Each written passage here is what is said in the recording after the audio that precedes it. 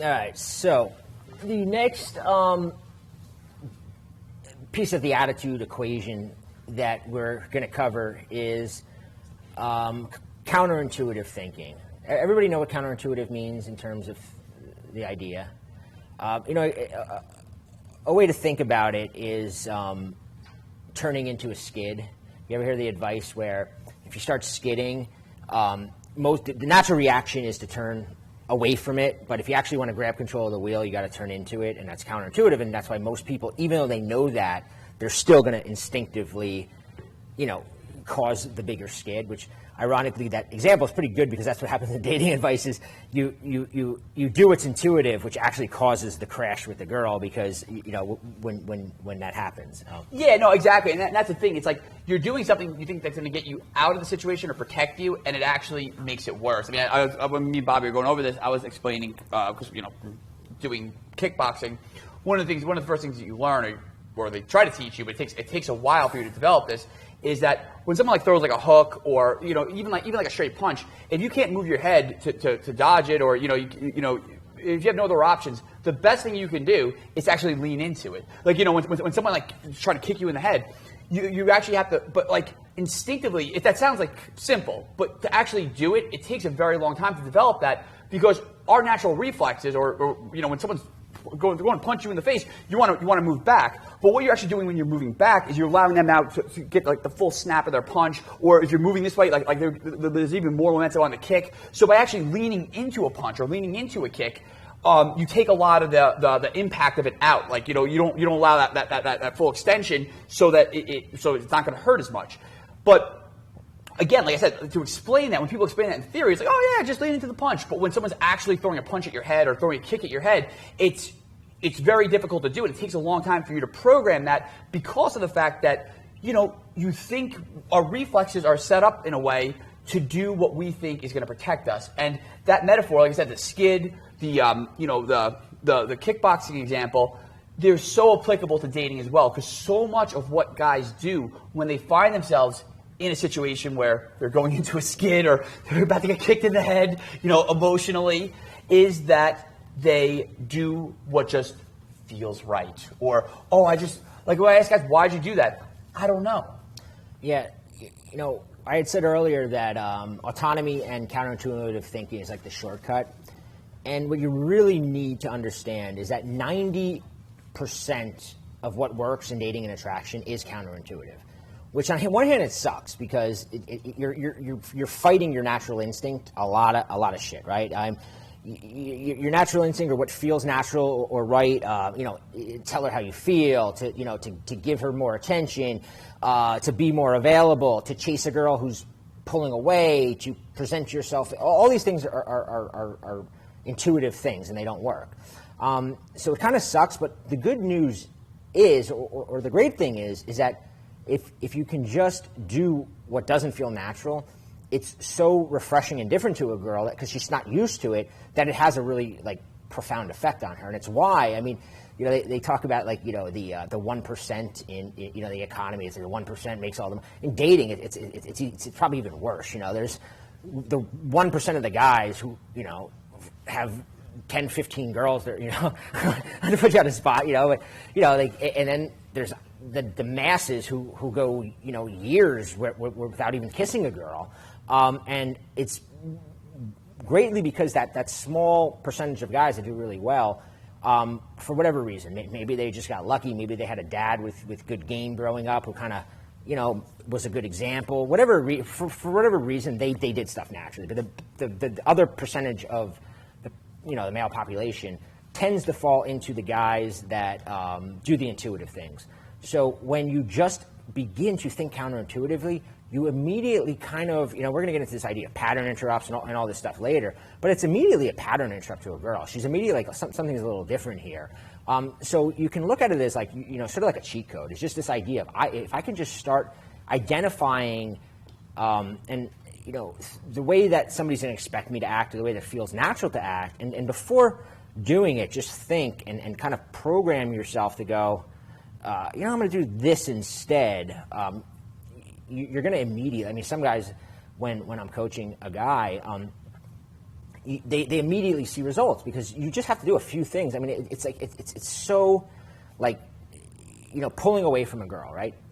She will then chase you. It's like, if you've ever how many guys went through the scrambler and did the blackout phase or the, you know, it's almost like guys, when I'm coaching a guy, they automatically, like, they're like, oh, it's working. I mean, no, calm down.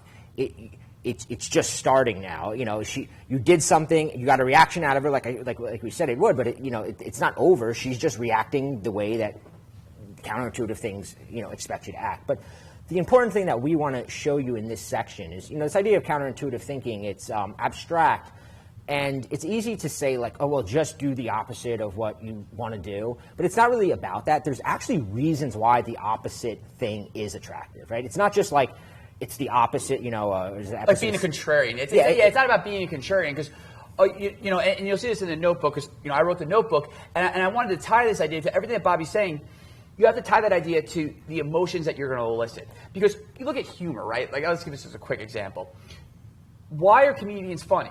If comedians just got up and they told stories and had the predictable ending, or the punchline of the joke was what you expected, you would just be like, all right, like, you know, it's like your corny friend who's just not funny.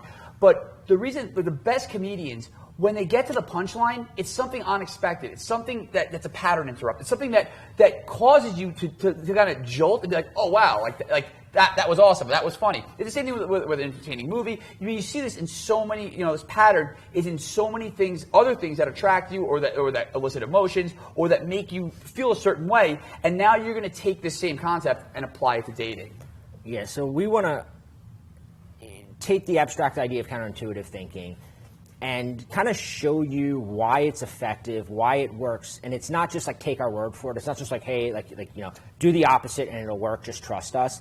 We'll show you why it works, what the psychology behind it is. And also going to show you, you know, this slide says, look at your own attraction towards a girl. Is it intuitive, you know? And for some reason, even guys can read that and understand it, right? I always tell guys, when a girl doesn't text you back, do you like her more or less? Who likes a girl less when if you're really into a girl and she doesn't text you back, who likes her less? No, I mean, if we're honest with ourselves, like, you just, her value goes up, right?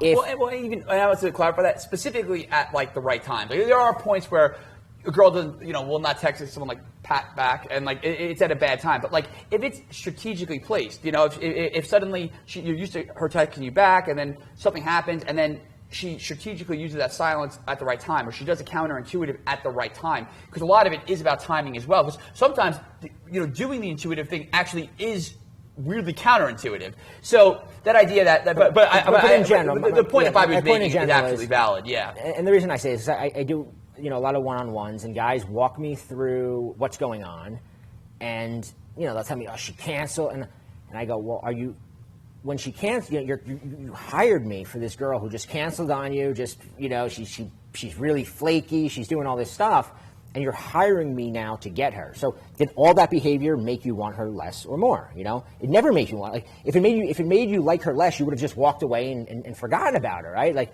but then when you first hear the advice of like, and one of the things that, like, sometimes I have to tell a guy, right? If I'm like, you have to just cancel. Like if it's kind of flaky and stuff, I'm like, sometimes you just have to just cancel the date. And they literally can't do it. Like I'll get off the phone with them, and they'll say, yeah, you know, and then I'll get an email from them like, Bobby, I couldn't do it. I'm going to go on, and they give me some rationalization, but because they think that it's going to, like, fuck up their chances. They think she's going to, like, and I say, well, if she canceled on you when you were excited to see her, what would you do? You would sit at home thinking about her. You would be, like, wondering about her. It would increase your attraction. So. You want to be aware of that, you know, that attraction, that your attraction to a woman is often counterintuitive too. Like, we like to think we're these noble, nice guys who, like, but we are actually attracted. The scrambler works on us. Like, that's just the way it is. Like, if a girl is doing the same shit to us, it works, because that's just human nature. Yeah, exactly. That's one of the most interesting things, and we're going to get into this in an exercise, you know, down the road, but thinking about a girl who's a scrambler on you, thinking about that girl that you couldn't stop thinking about. And I even, like, there's been a couple girls in my life, though, and I think about them, girls that I wasn't even like super excited about, or girls like, I was interested in, but I wasn't like over the moon about. But they did some stuff, and when I look back on it, it was the stuff that was in the scrambler. She used a scrambler on me. So that idea that looking back at different things that girls have done to you, and that's why a lot of the exercises in the workbook encourage you to think objectively about what actually happened. Because a lot of the times we forget the facts because of emotions. When we look back on things, we forget that, she canceled on me. We forget how long it took her to text me back, because it's almost like we're idealizing her, because we have this we're just so infatuated with her, we're so emotional about her. But when you actually look at the facts, and a lot of times it even takes going through and looking at your chat logs, but you start, the different text threads you have, or looking at, when you went out with her, or that kind of thing. But when you look at all that through the microscope, you start noticing the patterns, and you start seeing her using a scrambler, and specifically in this section, you start seeing that she was using unpredictability. She was using counterintuitive things. You expected one thing, as I like to say, she was, you were expecting her to zig, and you zagged. Yeah. So it says, your perspective is biased and unreliable, and one exercise I always recommend doing. This is something that is a very good exercise to do in all areas of life. Is learn to take yourself out of the situation and understand you're too much in the thick of it. So when you're trying to analyze a situation, try to see things from different perspectives. So if you're going through a situation with a woman, take yourself out of it and imagine it was your friend going through that situation and what it looks like from an outside perspective. Because a lot of times we think we're so ingrained in it that we can't see that it looks really creepy that you went over to her house. Because if you say it as my friend did it, it's different. What would it be like to get that text? Sometimes you're about to text. I mean, I've done this where I will actually text what I wanted about to text a girl to myself, and I would pick it up to see if the thought that I had of what that text was going to accomplish. In my head, it's this suave, cool text, and then I text it to myself, and I pull out my phone as if I got that text, and I realize that no, it's not good, and you have to really, get in the habit when you're going through something to see things from different perspectives, and we're going to do an exercise right now to kind of show you counterintuitive in action, and also how using different perspectives and what it would mean. So. And also, and just to build on that, in the workbooks, in the next section on perception, you're going to see some exercises in there that imagine this is a romantic comedy or whatever. Imagine that her friend's texting her and how she'd respond. When we get to the next section, we talk about perception. We talk about that a lot more because this is, like I said, all these sections build on each other. But the reason that we put that into the notebook is, and they're kind of like quirky exercises, but the reason that they're in there is because I know how hard it is to get outside of my own head. I know how subjective I am when I'm looking at a situation. So sometimes just trying different prompts. I have a writing background. In another life, I used to be a writer, and sometimes as a journalist, it's very difficult to take yourself out of the story and look at things objectively, and that ability to look at your situation objectively. And again, we're going to talk about this, in way more detail in the later sections. But that ability, I think, is one of the most crucial things that every guy who's good with women I know of can do so well. They can take their ego out of the situation, and they can look back and assess the situation in a way that's more objective, and where they start noticing what this girl did, what her blueprint is, and what you can do to sort of fix it, or what you can do to move the interaction forward and attract her. Yeah, so we have this exercise, and the reason that I want you to kind of look at these examples, and when you do it, a lot of guys, they think girls are crazy. It's very easy to write it off. Oh, girls are crazy. They're just, fucked in the head, and they just want jerks, or they just want whatever, right? The talking some really misogynist clients, yeah. But no, I know what you mean. But guys get really upset. They think that it's like this. They think there's no reason that women are attracted to what they're attracted to, right? But when you look at things and you kind of look at things from different perspectives, you can then see why the counterintuitive is actually intuitive, right? So we have in here, you burp in front of a girl, right? And me and Bobby were laughing about this because back in the day, if I was on a date and I had to fart, I would literally have my ass cheeks squeezed. like I would be so nervous that if I let a fart slip out, that it was going to be the end of the fucking world, right? There should be like a word for that, like when you're like squeezing your butt cheeks. I think who hasn't felt that feeling, right? Yeah, everyone's felt that. Where like oh, like it's just like I don't know, like a spurtle or something. Like when you're just like, yeah, right. That's a good one. I'm quoting that word. But like, yeah, when you sit there, you're like, I don't want to. Yeah, because you're so afraid that, oh my God, if I fart in front of her, she might not like me. You know, and then I had this friend Doug, who I call him like Hank Moody. If you guys in California, he just stumbled into pussy. Like no matter what he did, he'd wind up just, And he would like fart, and not just fart. He'd put the girls under. He'd pull up the, he'd be in the bed. A Dutch oven. He would just. He would be like. He'd fart. Clarify. And listen. When I thought this, I'm not recommending that you guys go out and just blow farts. But what I want to get is that when you burp in front of a girl, from her perspective, what is it saying? Like there's a fart, a nasty, smelly fart could be a little bit, a little extreme, yeah. Let's just say like you burp, like you burp in front of her and you just don't even acknowledge it. Like what does that say to her? Yeah. You're comfortable with her. You're not trying to impress her. This isn't like an extraordinary situation for you that it's so like such a big deal that you're going to be on your best behavior. I mean. I know, like for me, I've had girls like burp in front of me. They do something that's kind of like, and it immediately in my mind goes like, oh, this girl's not really trying to impress me. Like I guess I don't like even if like a few minutes later I thought I had her. Even he gave the example once where we talking about when he spit in a girl's face, right? I actually just happened, Jessica. But yeah, anyway. I had like a girl, call just like different things like that, right? And in my mind, I don't go like. It's more a matter of like, oh, this girl's really comfortable around me. Like, I don't want her that. It's almost too comfortable because it means that like they don't, like she doesn't have that nervousness around me, right? If you're willing to like do that, so like it's an extreme example, burping and farting, but it's just talking about this idea of like from my back in the day, like I would like I had to be perfect if I was on a date with a girl. I everything about myself had to be like I couldn't fart, I wouldn't even curse. I watched what I said. All these things. That the intuitive thing is like, be very gentlemanly. Don't do this. Don't do that. Don't do that. Well, and then you see guys like my friend Doug who are, blowing farts in girls' faces and still getting laid. And it's not just like girls like the smell of fart. Like, what is it about? Not just that, yeah. I mean, it's a factor, yeah. Plays a little into it, but it's that he was so comfortable around them that it was just it just that was. And I was gonna say like with Doug, that was like his thing, right? But like, yeah, and like Bob said, it's not about the farting or the burping, but it is something like there's something that you probably do. Yeah, I'm just trying to get you to see things that idea of burping in front of. There's multiple perspectives of it. The one perspective is what you might be thinking. If I burp in front of her, that's kind of gross.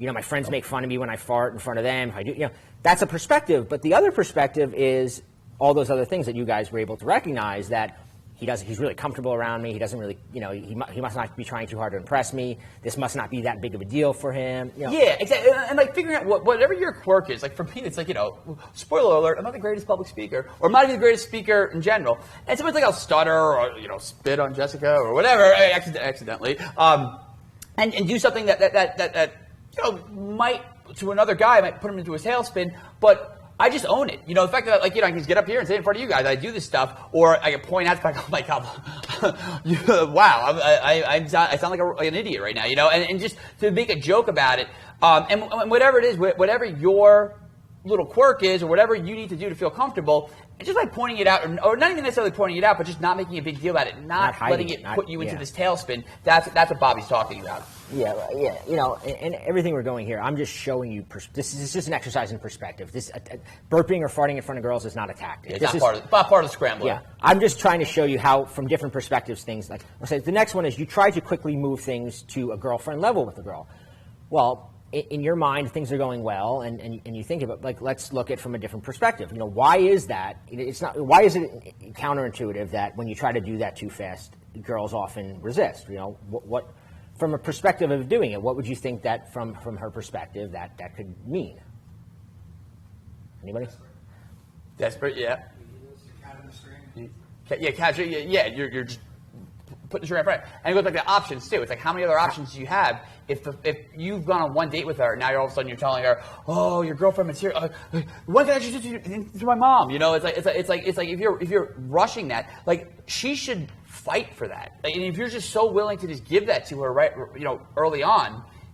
Where's the challenge? Where's the cat on the string? Exactly. So I think that's really key. From her perspective, like remember, it's exercising perspective. From her perspective, you trying to move things to a girlfriend level might mean, there's some level of, oh, he must really like me. Maybe we have, but then there's that second thing in her voice going, oh, why was this so easy? Like, what, why is he so eager, right? Because, like, if it's too easy, we start looking for like the defects or the fatal flaw. Like, if in any situation, even as guys we do it. Like if a girl's like too easy into us, we start thinking like, oh, like what, what's her deal? Like why is she like so available? Like what, does she not have friends?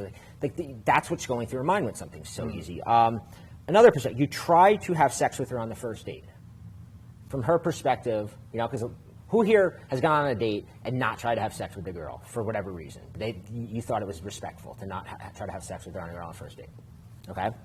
So you try to have sex with her on the first date. Let's take the counterintuitive thing. From a girl's perspective, what does that show? You do it a lot. You're comfortable with sex, You're not intimidated by her. It's natural and normal for you.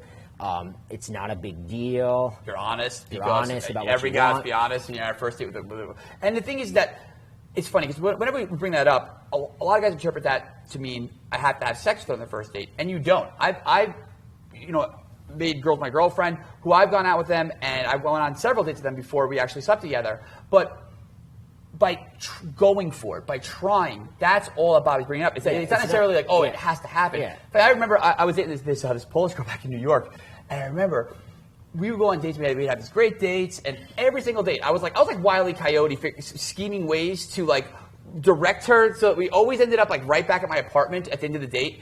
And every single date, I'd be like, come out. And she'd be like, oh, no. And she'd go home or whatever. And then she'd be like, oh, no, it's our first date. I'm not going home. I'm not going home with you. I'm not going home with you. And we finally eventually slept together. I remember her saying, she was in a Polish accent, she was like, oh, no. She was like, of course I was going to say no, but I really like that you tried, Yeah. And so the idea is that like you never lose points for trying, and the idea is that by putting it out there, by going for it, it's that you don't necessarily need. And I feel like we have to clarify that too. It's not even necessarily like when you go for it, how you react to it when she's not comfortable with it yet, because it's all about her comfort zone, and it's showing her so much. But when you go for it, and she's like, oh no, I'm not ready if you go up to your apartment, and then you show her that you're fine with that. You're showing her that you respect her boundaries, that you're going to go for it. You're a man. You're honest about it, but at the same time, she doesn't necessarily, need to go home with you. But relating it back to the exercise, the perspective is that you're just so comfortable with your sexuality, with yourself, and this is just a normal thing for you that of course you're going to go for it. As my old business partner Zach used to say, it would be rude not to. Yeah.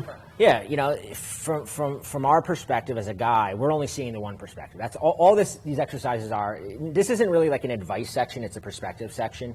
From our perspective, not trying to have sex with her is we're doing something wrong. We're being typical guys. Yeah. But from her perspective, it says a lot of other things that we might not take into account. And when you take those other things into account, it's not so counterintuitive anymore. You kind of see why some of these things we're saying. You buy her a gift early in the relationship. From her perspective, again, what could that be showing? Like. And who here, has anybody bought a girl a gift on the first date or second date? I mean, I haven't. Yeah, well, back in the day, yeah. But a lot of guys do, I know this because I've been coaching it, and I even have, non-coaching clients who, friends of mine who are like, I'm going on a first date, what should I bring her? I'm like, nothing. Like, you don't bring a girl anything on the first date. What does it show if you bring her a date? Is it the most horrible thing in the world to do? No, but it shows that this date is a really, really, really, really big deal for you. It probably shows a little lack of social intelligence because most people don't show up with like a bouquet of flowers or a box of chocolates on a date. And when you do, she's kind of, this guy, he's like, is he just like, get his date? It also makes it awkward too because it's like now she's thinking, oh, now he's going to be expecting something. It's just a bad look. you slept with a girl she knows. What does that say? You have options, maybe. But from who was I talking to somebody here? Who here has not slept with a girl because you thought 2 moves down that, like, let's say some of you guys said you worked in a restaurant or something. Maybe you were in a restaurant, you had an opportunity to sleep with one girl, you were really attracted to her, but you were like worried that the other girl was going to find out and it was going to like ruin your chances. Has anybody like made that decision? I used to do that. I used to think like it's going to ruin my chances if I slept with a girl's friend, like, because from her perspective, I'm a player. From her perspective, especially if the girl wasn't hot, like I'm like, oh, she's going to think I have like low standards. I could tell you from experience, like I've slept with some pretty bad ones, and and really hot ones have known that I've slept with some really bad ones, and it didn't like make 1 ounce of a difference. From their perspective, what does it mean? It just means he's a guy who makes it happen, and again, not to put you on the spot, but how bad is it when a guy doesn't know how to make it happen? What's more annoying for you, like a guy who like can't close the deal, like, or Yeah, that guy. the guy, yeah. Yeah, who can't close the deal. Like Or won't try. So her knowing you slept with somebody, like I said, this is all just perspectives. It also it says different things, right? There's different things that are going on. You don't go for the kiss 3 dates in. This is an obvious one, but we've all been. Yeah. I've been there. I've gone 3 dates with a girl and not gone for the kiss because the timing wasn't right, or and I have clients who they're. I talk to. I go. You already have her. You just have to go for the kiss, but. They don't want to make it off. There's like a lot of reasons they don't go for it. But what does that say for the girl? 3 dates, you don't go for the kiss. Again, he's not the guy who's going to make it happen. He's probably not very sexually experienced because he's too nervous to kiss me. So how good is this guy going to be in bed? Like, yeah, no, absolutely. I mean, not going for the kiss. I mean, that's kind of a rookie mistake. And that's a rookie. And it comes down to this. Like, I'll even try to kiss a girl even before I even feel like she's fully ready yet, because of the fact that I want her to see. I want her to turn her head because I want her to see that I'm comfortable with her not kissing me. Like I said, this all goes back to a lot of guys think that if they get quote unquote rejected or the girl doesn't necessarily kiss them like right away or when they try the first time, that is a bad thing. And it's only a bad thing if you make it into a bad thing. If you start oh, I'm sorry, apologizing about it, or you get angry at her, or you just immediately try again. But if you just like play it off, make a joke about it, like, oh my God, you're absolutely right, we should have a proper courtship first, something, blah, blah, blah, blah. And then you try again, maybe, 10, 20, 30 minutes later. I think that, and I mean, Jessica, maybe you could vouch for me on this.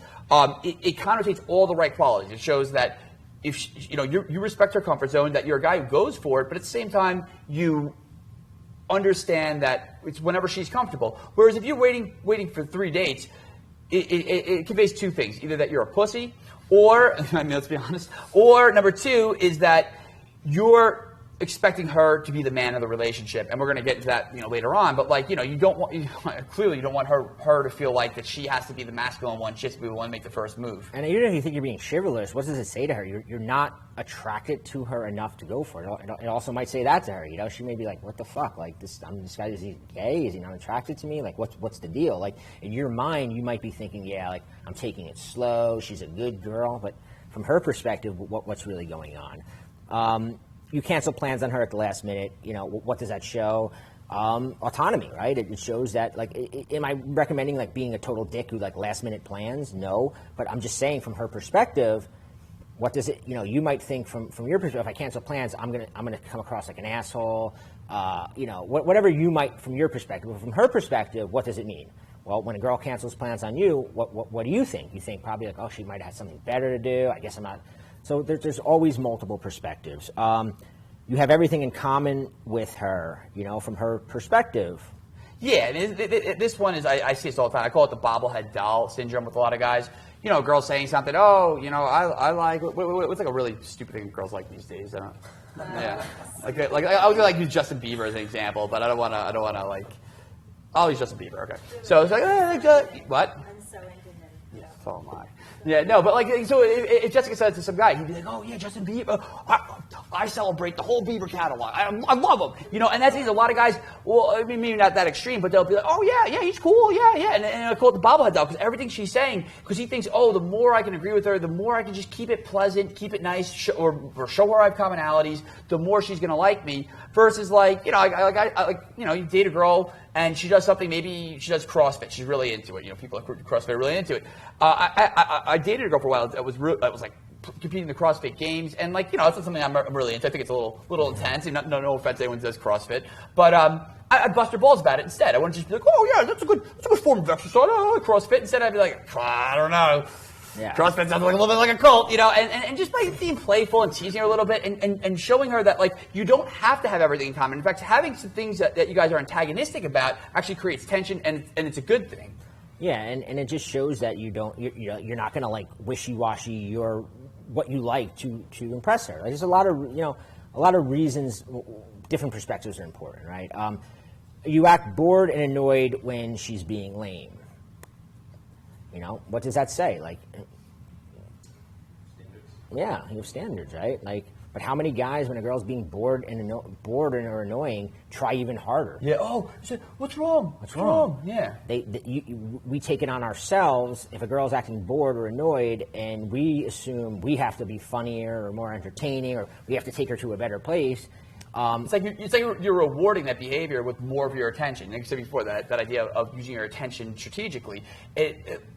Bobby's a great example. If she acts bored, she acts annoyed, you pull your attention away. Yeah, that's what I do. I mean, a boring girl, I'll just do like the raised eyebrows, like, all right, like, yeah. Just let her know that she's fucking boring. Like, I'll just not, I'm not gonna. Maybe I'll say it, but most of the time, I'll just give her the, like, all right, like, just let her know, like, listen, if you're not gonna, like, talk or put any effort into this, like, I'm not gonna just sit here and be the bobblehead and try to entertain you, like.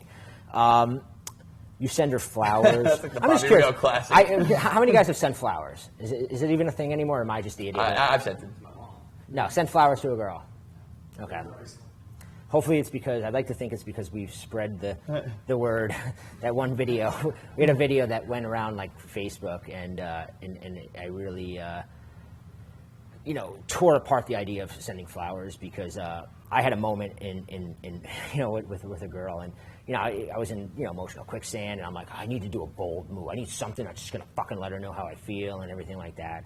And my brother's like, you gotta fucking send her flowers, man. Send her. And I'm like, yeah, and I'm walking to the flower store and I'm picking out the things, and like part of me is like, this is such a good move. It's just not really a good move. And he, in the back of my head, he's like, just do it. It's like, buy the fucking $200. He gets to her work, and I'm like waiting, I'm like, I'm gonna get the text, and she's gonna be like, and like finally I get to like, hey, those were cute, like, no, what do you do, and I was like, instead of just taking the hint, I like called her up, So why is sending flowers, from her perspective, I think it says a lot of things. One is that you're probably, she knows that you want something, like that she can tell when you're doing something it's out of desperation, because like sending like your wife flowers for a random thing, perfectly fine. Like there's nothing wrong with sending girls. I'm not like saying never send a girl flowers. I'm saying never send them as a way that you think it's going to win her over, because it's not going to win her over. Like, and I had guys that I coach, and they said, well, I want to send her something. I go, well, do you think that's going to make her like you more? What does that say to her? The reason is sending flowers from a different perspective, it's really fucking cliche too. Like it's not really like when you watch those like romantic comedies and they do the bold move, which is where I got that from, is all the romantic comedies, like there's that bold move. Well, the bold move works, because the guy, there was this whole other thing that was going on, which was the chase and everything. And then he does something that really is bold. And also it's fictional. It's fictional. It's a movie. Yeah. But in reality, like he does something where he really puts himself out on the line. He he does. Sending flowers from work, it's just fucking lazy thinking anyway. So from that perspective, I don't want to drill into that, but. Yeah, so talking about always eliciting emotions. And now, this is what I was starting to bring up before, the idea that, being counterintuitive actions, when you're acting counterintuitive, it elicits more emotion in a woman. This is so powerful for creating attraction, because emotions are everything. I mean, who doesn't know that, right? Like, if you can get a woman emotional, you can get her attracted.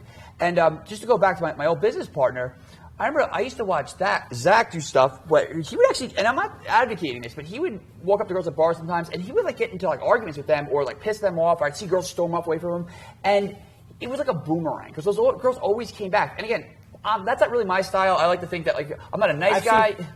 I used to. Your classic opening line at a bar was poking a girl in her back until she turned around pissed off at you. What are you saying? That's well, maybe a little bit. Dude, I watched you do that like multiple times. But again, I wouldn't advocate like going out and just like, terrorizing women or anything, because I mean that's obviously not a strategy. But the idea though is that I'd rather have a girl pissed off at me versus have a girl just think I'm like the neighborhood nice guy, like Mr. Squeaky Clean, hey, like I brought you flowers, so because that guy doesn't elicit any emotions, that guy doesn't affect her in any way. So using these counterintuitive principles by doing stuff that's unexpected, that she expects one thing. She's like I said before, she expects you to zig and you zag.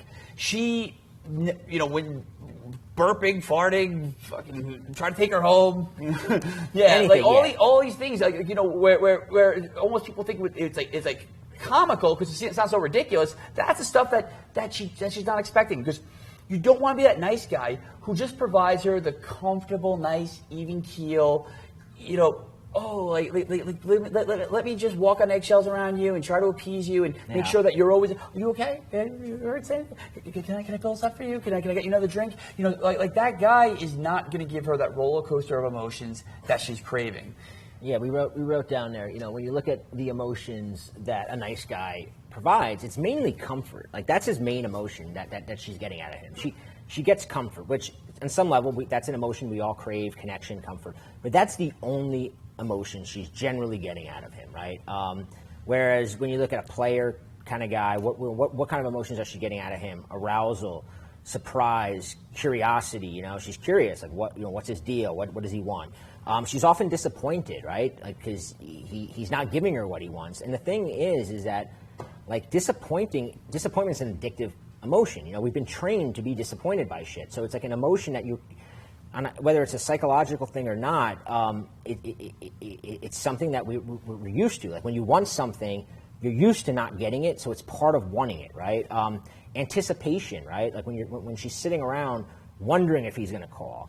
Anger, getting angry at him. Like people think that anger is bad. Like you were saying with Zach. I've had guys that. When some of the advice that I recommend that we're going to go over in a scrambler, they've said, but she's going to be angry at me. She's going to get angry at me. I go, if she gets angry at you, that's a good thing. Yeah, if she's indifferent, then it's like, if you can get a girl angry, that's fine. Like that's fine. Anger is a lot better than indifference. With a player, she feels jealousy. She feels relief. There's like that jealousy, and then there's that relief. Okay, things are good. He is, not fucking my friend, or whatever was on our mind. There's all these things, and we kind of look at it like a movie where we use that a lot, where the nice guy is the boring movie. The whole movie, she knows the ending. There's not a lot of things going on to keep her engaged in that movie. And if you watch a movie, I mean, you can say like you can see how anger is addicting, or how it plays into it. Like, have you ever watched the best movies, right? Like the revenge movies. Like the angrier you are, and the more you want, like you're getting so angry, and you can't wait for the character to get revenge. That anger is addicting. It's part of the pleasure of the movie, right? And all these other things, right? So keep that in mind. Is that the stronger the emotions leading up to the end of the movie, the better. So it's not just comfort. It's not just yeah, sure. Nice guys might provide, the arousal. They might, there's a lot of times they are sexually compatible with a girl, and there is that there. But there's got to be the other stuff too, and it's just got to be there. Yeah, just looking ahead, the whole foundation, everything we're going to build on is the idea that when you can create those emotions, because right now, if you're in a situation with a girl where she's not really responding to you the way that you want her to, or you're going to be in a situation with a girl and you want her to respond to you in the way that you want her to, you can't be predictable. Once you're predictable, her emotions are flatlined. She's not going to invest her attention. She's not going to look at you or your attention as having much value. So she's going to withdraw, and things are going to fizzle out. She's going to ghost you. Whatever kind of sad ending is going to happen. You don't want that. So by understanding this, and that's why we're drilling into this, and we're laying the foundation, because now everything we're going to build on top of this is all about how you can not. So you're not that boring movie. You're not the movie that she already knows the ending 20 minutes into it. Like the nice guy who behavior is ultra predictable. So. Let's just wrap. We want to wrap this part up, and we want to really now get into the nitty gritty and more of the technical aspects of the scramble, stuff that's applicable, stuff that you can actually apply. But as we're going through that, we're going to be coming back to these concepts a lot.